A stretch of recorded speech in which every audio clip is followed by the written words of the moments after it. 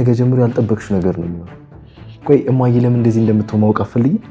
ለምን እነሱ አይነግሩኝም? አባዬ እማዬ የማይናገሩም። ታዲያ እኔ ምን ላድርግ? አዎ አባዬ ንገራት ያለኝ ይሄንን ነው።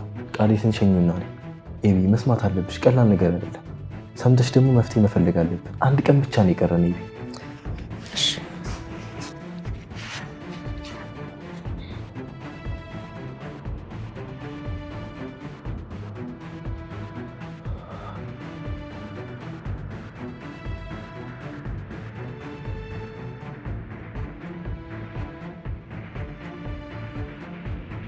ኤቢ ቃሌ ሲሄድ? አዎ ሄዷል። እሱ ረዳኝ። እኔ የፈልገው ነገር ብቻ ነው የሚያደርገው። አይ እሺ ጥሩ። እሺ ምንድን ነው አባዬ ንገራት ያለ? ኤቢ ነይ እስኪ ቁጭ በይ መጀመሪያ።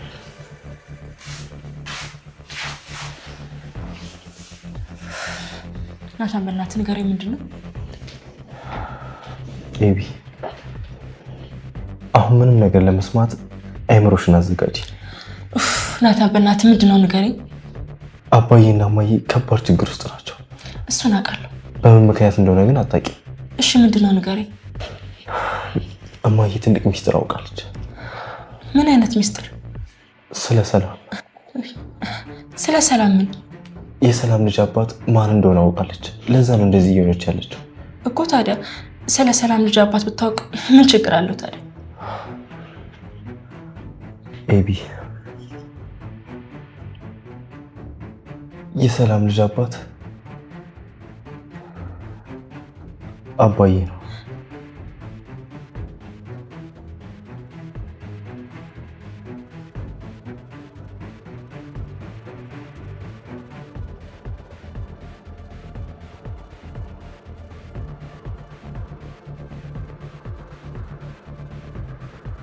አብጌል ዳጣ የደረጀ ልጅ መሆኗን ባወቀችበት ወቅት እንደተመኘችው አዲስ የተወለደው የሰላም ልጅ በአባቷ በኩል ወንድሟ መሆኑን ከናታን አፍ ሰምታ የዛን ጊዜ ቀለል አድርጋ እንደተመኘችው አምና ለመቀበል ተቸግራለች። አባቷ ከእናቷ ውጪ ለሁለተኛ ጊዜ ሄዱ በድጋሚ እንደወለደ ያወቀችው ኤቢ በእናቷ ላይ የደረሰውን ግፍና በደል በዝምታ የምታልፈው አትመስልም። ከዚህ አስቀድሞ ናታን መኝታ ክፍሏ ድረስ ይመጣና ሁኔታዋን ተመልክቶ በግርምት ማውራት ይጀምራሉ። እሱም ይቀጥልና ዛሬ ደግሞ ምን ተገኝቶ ነው ባክሽ በጣም ደስተኛ ሆነሻል ብሎ ሲጠይቃት እሷም አዎ ብታይ በጣም ደስ ብሎኛል። ውሃ እኮ እማዬን አስገድዳ ምግብ እንድትበላ እያደረገቻት ነው፣ እኔም ተደብቄ እያየኋቸው ነበር ብላ ስትለው ናታንም በደስታ እውነት የምርሽን ነው? እማዬ ምግብ በላች? በጣም አሪፍ ነው። እማዬ ዛሬ ምግብ ባትበላ ኖሮ ነገ ችላ የምትነሳም አይመስለኝም ነበር ብሎ ሲላት አብጌልም አዎ ልክ ነህ እና ናታን ምን ፈልገህ ነው የመጣኸው ብላ ስትጠይቀው እሱም ምንም አልፈለኩም ዝም ብዬ መምጣት አልችልም እንዴ ወንድምሽ እኮ ነኝ ብሎ ሲላት እሷም ኧረ እባክህ ወንድሜ መቼም አትሆንም በድጋሚ እንደዚህ እንዳትል ከአባዬ ጋር አብራችሁ ነበራችሁ አይደለ አሁን ግን የት ነው ያለው ብላ ስትጠይቀው እሱም አታስቢ ኤቢ እሱ ነው ክፍል ነው ያለው አሁን በቃ ተኝ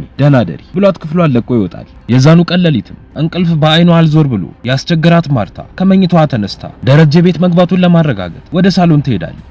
ሰሞኑን ይተኛበት የነበረው ሶፋ ላይ ያጣችው ማርታም የሁሉም ልጆች ክፍል ገብታ ብታየው ልታገኘው አልቻለችም። ግራ በመጋባት ስሜት ውስጥም ሆና ከቤታቸው ወጥታ ጥበቃቸው ገዜ ጋር ትሄዳለች። ጋደም ካለበትም ትቀሰቅሰውና ገዜ ቆይ ለምን የዚህን ያህል ታመሻለህ? ወደ ክፍልህ ገብታ ትተኛ? ቆይ እዚህ ሰፈር የትኛው ሌባ መጥቶ እንዳያስቸግር ብለህ ነው እዚህ የተኛ ብላ ስትጠይቀው እሱም ችግር የለውም እትዬ እዛም ተኛው እዚህም ተኛው ለኔ ለውጥ የለውም አታስቢ ብሎ ሲላት ማርታም እሺ በቃ እንደተመቸ እኔ እምልህ ዛሬ ደረጀ ወደ ቤት አልመጣም እንዴ ብላ ስትጠይቀው እሱም ገብቶ ነበርኩ ቅድም አንቺ እንደገባሽ ወዲያው ተከታተላችሁ ነበር እሱም ከኋላ ይገባው ግን ደግሞ ወዲያው ተመልሰው ወጡ ከናታን ጋር ነበሩ መኪናቸውን ይዘው ነው የወጡት ብሎ ሲነግራት ማርታም እና ታዲያ ተመልሰው አልመጡ ብላ በድጋሚ ተጠይቀዋለች። ገዜም ይቀጥልና ናታን ተመልሷል የጋሽን ግን እንደው አላስተዋልኩም እርግጠኛ አይደለሁ ብሎ ሲነግራት ማርታም እሺ በቃ እንደዛ ከሆነ ጥሩ ነው ናታንን ሲነጋ ጠይቀዋለሁ በቃ አንተም ገብተተኛ ደህና አደር ትለውና ይለያያሉ። በነጋታውም ጠዋት ናታን ወደ ደረጀ ስልክ ይደውልና ማውራት ይጀምራሉ። እንዴት አድርክ አባዬ? እማዬ እኮ እንዴት ጥለኸው ትመጣለህ ብላ ትንሽ ተቆጣች። አሁን ለቁርስ እቤት አትመጣም ብሎ ሲጠይቀው እሱም አይ ናታን መጥቼ ምን እሰራለሁ ከሰራተኛው ልጅ የሚወልድ ባል መጣ አልመጣ ምን ይጠቅማል? እኔ አልመጣም አትጠብቁኝ፣ ባይሆን ማታ ለመምጣት ሞክራለሁ። ማርታ ነገሩን ከማወቋና ከማረጋገጧ በፊት አንተ ሁሉንም ነገር ለአብጌል ንገራት። አብጌል ይሄንን ስትሰማ ፊቷን ማየት አልችልም። እውነቱን ንገረኝ ካልከኝ ቤቱም አስጠልቶኛል፣ ከቢሮ በጭራሽ መውጣት አልፈልግም። ናታን እባክህ ጠንከር በልና ለአብጌል ንገራት ብሎ ሲያዘው ናታንም እሺ ነግራታለሁ አባዬ፣ እሷ ማወቁ እንደውም ጥሩ ነው ልታግዘን እኮ ትችላለች ብሎ ሲለው ደረጀም እኔ እንጃ አላውቅም ናታን። ግን ኤቢ ይሄንን ስትሰማ እንዴት ፊቷ ሊቀየር እንደሚችል ባለማየቴ በጣም እድለኛ ነኝ። ምን ያህል እንደበደልኳት፣ ምን ያህል እንዳሰቃየኋት ፊት ለፊቷ ቆሜ በፍጹም ማየት አልችልም ብሎ ሲለው ናታንም አትጨነቅ በቃ አባዬ፣ እኔ በቀስታ አረጋግቼ ነግራታል። አሁን ውጪ ላይ ሰው ያናገረች ነው ያለችው፣ ስትመጣ ነግራታል ይለውና ስልኩ ይዘጋል። እዛው ባለበትም ዳጣ ታገኘውና ቁጭ ብለው ማውራት ይጀምራሉ። እሷም ትቀጥልና አባዬ ዛሬ ቤት አላደረም አይደለ ናታን፣ ይሄ ሁሉ እኮ የሰላም ስራ ነው ብላ ስትለው ናታንም ተይ ዳጣ አትፍረጂ፣ ሁሉም በየራሱ መንገድ ልክ ነው። እኔ ራሴ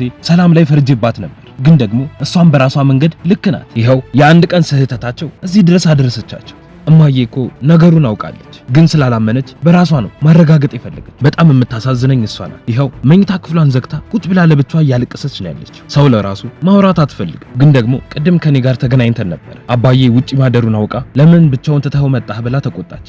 አየሻት አይደለ እንደዚህ ሆና እንኳን ለአባዬ ታስብለታለች ብሎ ሲላት ዳጣም አባዬና እማዬ እኮ በጣም ነው የሚፋቀሩ፣ እሷ በጣም ነው የምትወዱ፣ ለዛ እኮ ነው ነገሩ እንደዚህ የከበደው ብላ ስትለው ናታንም አዎ ግን ደግሞ አሁን ለኤቢ ሁሉንም የምንነግርበት ሰዓት ደርሷል። አባዬ ንገራት ብሎኛል፣ ግን ኤቢን በጣም ፈርቻታለሁ። ከእማዬ በላይ ኤቢ ታስፈራኛለች። ሰላምን ራሱ ሄዳ ልታንቃት ትችላለች። ምንም ነገር ቢፈጠር ከእማዬ ጎን ነው የምትቆመው። አባዬን ተከራክራ እንዳስፈታችሁ በድጋሚ ተማግታ ልታሳስረው ትችላለች። ግን በቃ አማራጭ የለንም፣ አውቃ ካገዘችን ታግዘን፣ ካልሆነ ደግሞ የሚፈጠረውን ነገር ማየት ነው ብሎ ይላትና ይለያያሉ።